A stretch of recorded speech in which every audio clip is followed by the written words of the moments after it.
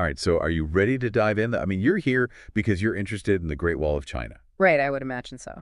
but you want to go a little deeper than like just the basic fact, like, oh, it's the longest wall in the world kind of thing. Right, yeah. You want to get into the nitty-gritty. Absolutely. And honestly, even after going through this material, I was like, whoa, I had no idea how deep this rabbit hole goes. It really is remarkable the sources you've provided really paint a picture of the wall that is just so much more than just a physical barrier. Right. Like, we've all heard that it was built for defense, but one source specifically called it a comprehensive military defensive system. Like, what does that even mean? Well, it means that defense was absolutely key, of course, but it wasn't just about keeping invaders out. It was about strategically managing, a very volatile border, a border that shifted and changed over centuries as different dynasties, rose and fell. Okay, so we're talking more than just bricks and mortar here. Like, what were some of the key features that made this system so comprehensive? Well, imagine you have this network of fortresses, strategically placed passes, and crucially beacon towers, all working together to protect against all kinds of threats from nomadic groups like the Xiongnu, the Mongols, and others. Each dynasty faced its own unique challenges, and the wall evolved to meet those challenges. So, like, give me an example. So, for example, the Qin Dynasty, who are the ones who actually unified China and started building the wall, they were primarily concerned with the Xiongnu, who were these incredibly fierce warriors Oh, yeah. who posed a constant threat to their northern border. Okay, so that's where the wall started. Then later dynasties were like, we need to add to this, modify it. Exactly. The Han Dynasty, for instance, they expanded the wall even further west To deal with. to secure vital trade routes and also protect against, guess who? The Xiongnu, Still. who were still a major force to be reckoned with. So it wasn't just, a static structure. It was constantly adapting to the geopolitical landscape. Okay, so we've got this complex web of fortifications, each piece kind of serving its own specific purpose. But how did they all work together? I mean, communication must have been a nightmare back then. Yeah, it's hard to imagine, right? Right. But that's where the beacon towers come in. Think of them as like the ancient world's answer to high-speed internet. Okay. One of your sources mentioned an experiment Okay. where they actually tested how fast messages could be sent. And get this, they found that messages were sent faster via these towers than cars traveling over 7 miles. Hold on, seriously. Yeah. Faster than cars. It's amazing. For a pre-modern communication system, that is incredible stuff. Yeah, that's insane. So they were lighting fires on these towers to signal each other, right? Yes. A very sophisticated system of smoke and fire signals allowed for the rapid relay of information across vast distances. So imagine you're a soldier, you're stationed on the wall, you spot an enemy incursion. You could literally alert the entire network in a matter of hours, Wow. enabling this incredibly coordinated defense. So in a way, the wall itself acted as a kind of communication superhighway. Precisely. It was a strategic masterpiece, enabling a level of coordination and responsiveness that was just unparalleled at the time. But, the wall's impact extended far beyond the battlefield. Wait, so there's even more to this. I thought we were just talking about defense. Think about it. You have this agricultural heartland of China to the south, and then to the north, you have the vast steppes, home to all these nomadic cultures. Right. The wall wasn't a hermetic seal. It was a regulated border Okay. that facilitated trade and interaction. So instead of completely separating these two worlds, it actually kind of created a point of contact. Exactly. And it's fascinating to see how this supposed symbol of division actually became this conduit for cultural and economic exchange. Huh. The sources highlight all this trade, goods like grain and textiles flowing north Yeah. in exchange for things like horses' leather and other nomadic products. It's almost like a symbiotic relationship, each side kind of benefiting from the other. That's a great way to put it. And this exchange went beyond just, material goods.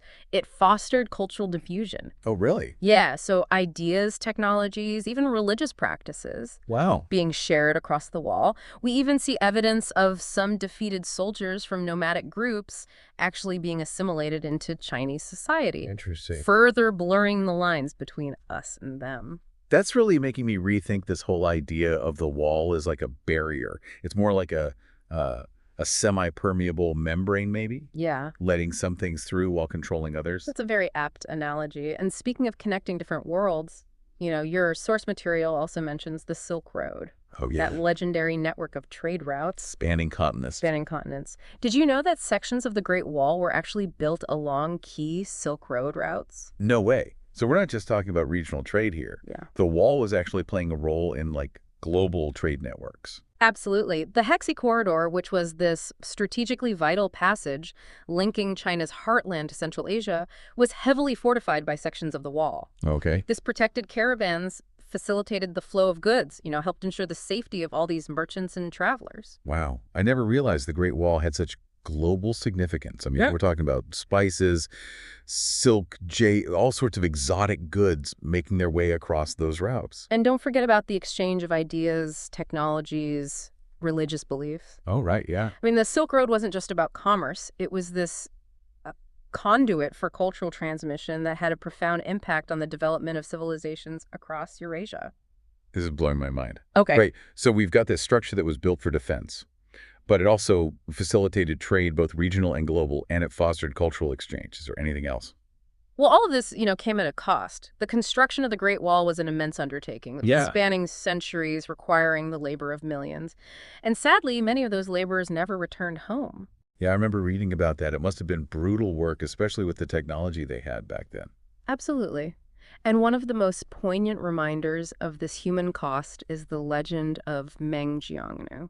Oh, right. I've heard of that story. It's heartbreaking. It is. It tells of this woman whose husband was conscripted to work on the wall and tragically died during its construction. Oh. And distraught Meng Jiangnu traveled to the wall searching for her husband's remains. And her grief was so profound that, according to the legend, her tears caused a section of the wall to crumble, Wow. revealing his bones. It's a powerful story. It really humanizes the wall's construction. It reminds us that behind the grand scale and the historical significance, there are all these individual stories, of sacrifice and loss and resilience. Exactly. It's a sobering reminder that even the most impressive feats of human engineering came at a human cost. So to recap, we've seen how the Great Wall was so much more than just a defensive barrier. It was this complex system that served multiple purposes: military defense communication, economic exchange, cultural diffusion, and even the protection of global trade routes. And throughout its long history, it was constantly evolving, adapting to new threats and changing circumstances. It really is a testament to human ingenuity Yeah. and our ability to create structures that endure for centuries. It's amazing to think about how a structure built to keep people out ended up playing such a significant role in connecting people across vast distances and different cultures. It truly is. And I think that's one of the most important takeaways from our deep dive today. The Great Wall, for all its imposing grandeur, is ultimately a story about connection. A reminder that even walls can't completely separate us from one another. I love that. It's such a powerful message, especially in today's world where we often focus so much on the things that divide us. Right. So as we wrap up our exploration of the Great Wall, what's one key takeaway you hope our listener walks away with? Well, I think the biggest takeaway here is that the Great Wall, despite, its initial purpose as a defensive barrier, ultimately became a symbol of both division and connection. Yeah. And it reminds us that history is rarely black and white, Right. and that even structures designed to separate can inadvertently facilitate interaction and exchange.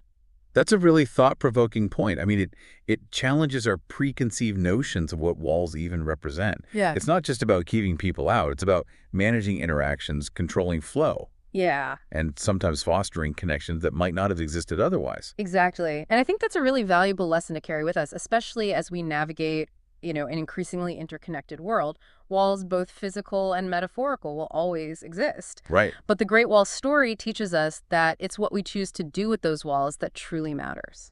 Yeah, it's the wall itself is a metaphor for human history. Yeah. Complex, contradictory, and full of unintended consequences. I couldn't have said it better myself. And speaking of complexity, if our listener is intrigued by all this and wants to delve even deeper, where would you suggest they start?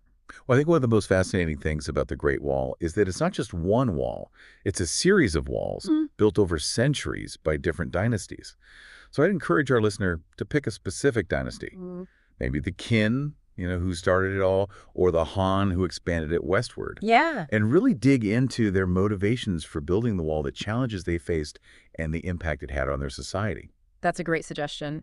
And I'd add that focusing on a particular section of the wall can also be incredibly rewarding. Oh, yeah, for sure. The Jiyu Pass, for example, was a strategically vital point on the Silk Road, while the Shanhaiguan marked the easternmost point of the Ming Dynasty wall. Right. Each section has its own unique stories to tell. And don't forget the human stories.